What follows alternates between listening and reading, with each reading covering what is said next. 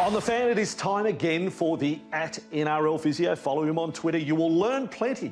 You get injury analysis as it happens during matches on Fox League. Brian Seaney, thanks for coming on the program again. Good to be here, Vossi. I want to talk about a very dramatic moment from last year. That was that injury to Joey Manu, and we want to talk about facial fractures on the show this week. We'd never seen the likes of that. Everyone at home's watching, wow. What actually happened then when he took the breath out and the eye just up it went?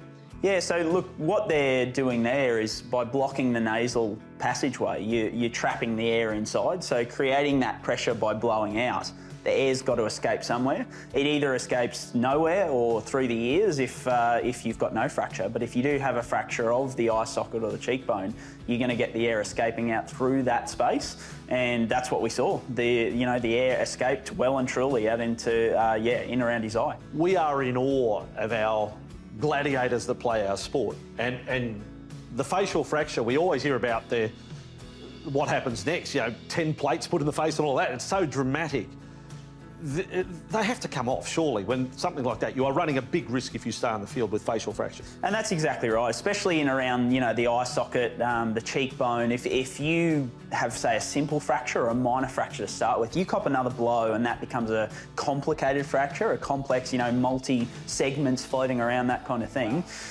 Big trouble not only for the facial reconstruction, but also can pose risk to your eyesight. You can have permanent eyesight loss. You can, if you're talking about the jaw, danger to the airways, things like that. So it is something that can't be messed with. If there is a suspected facial fracture, that player should come from the field immediately. Well, it becomes part of rugby league folklore. I mean, John Sattler's one of the most famous broken jaws of all time, and the toughness that happened in the opening minutes of a grand final, and Sats plays on with the jaw basically hanging off the bottom from the top. I mean, courageous or high risk? It's high risk. And that's, look, the game that we love is all about gladiators. It's about guys, pushing their limits, and sometimes those limits get to absolutely insane feats. It's something that, probably the vast majority of us would not attempt. I probably wouldn't be jumping in there to get it done. But look, yeah, it sits somewhere between that brave and crazy. All right, let's sum this one up.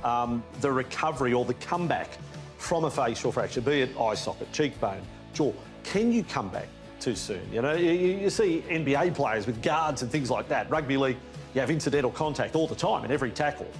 Can you come back too soon? Yeah, absolutely. If that fracture's not fully healed, as you say, you can't. It's not something you can predict. Really, those blows to the face, you could just cop, an accidental elbow, go fall into the ground and run into a knee. So you're at risk of fracture anytime you run out on the field. But if you have a fracture out there that isn't fully healed, once again, we talked about the risks that you're running by going out there with a bone that's just a little bit weaker than the rest. All right, well, it's part and parcel of rugby league. It's going to happen again. There will be players throughout the season. Joey Manu's was certainly dramatic last year, and the circumstances of it. Let's hope there's not too many in 2022, and we'll learn more next time you're on The Fan. Sounds good. Brian Seaney @NRL Physio right here on The Fan.